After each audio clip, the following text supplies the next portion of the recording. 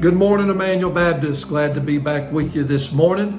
I'm thankful for the goodness of God on this Tuesday morning. It's rainy and cloudy, but my God is still good, and I'm so thankful.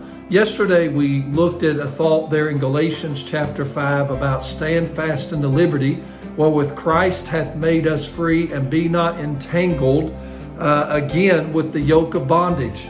And then also that we've been called unto liberty, but we're not to use that liberty for an occasion to the flesh, but to serve one another.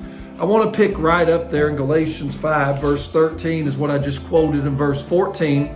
For all the law was fulfilled in one word, even in this, thou shalt love thy neighbor as thyself.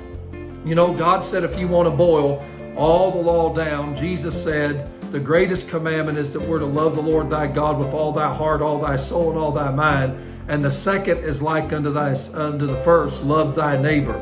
You know, on all the law, that's what the law hinges on, is those two things.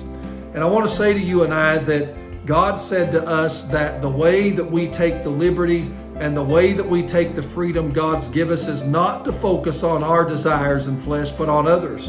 He said in verse 15, if ye bite and devour one another, take heed that ye be not consumed one of another. And then in verse 16, this I say then, because of what I've just told you, walk in the Spirit, and ye shall not fulfill the lust of the flesh.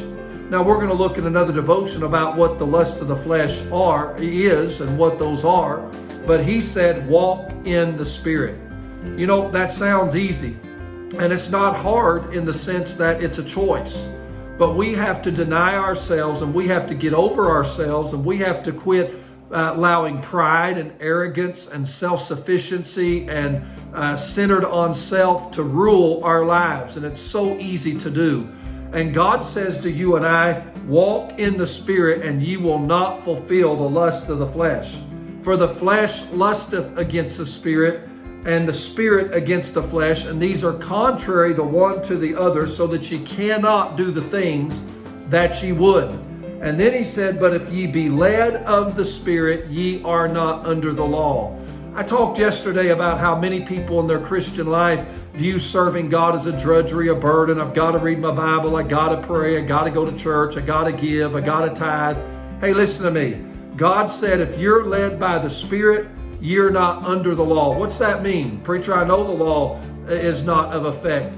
No, that's not what he's talking about. Being under the law means I will not view what I do as a burden or a drudgery. I will view it as freedom and my choice and my privilege to serve Christ. If I'm being led by the Spirit and walking in the Spirit, then all that I do for God will bring joy, contentment, peace, happiness, and satisfaction. If you are serving God out of obligation, if you are serving God only out of obedience, if you are serving God because you know you have to and it's what's right, if you're obeying your husband, wife, if you're loving your wife the way you're supposed to, husband, if you're obeying your parents' children, if you're following the church, and all that is, well, I got to do it, it's what's right. Listen to me, you missed it.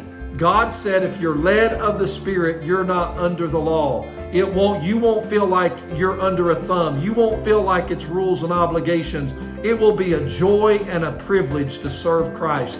I'm going to pick up there tomorrow, Lord willing. God bless you. Have a great day.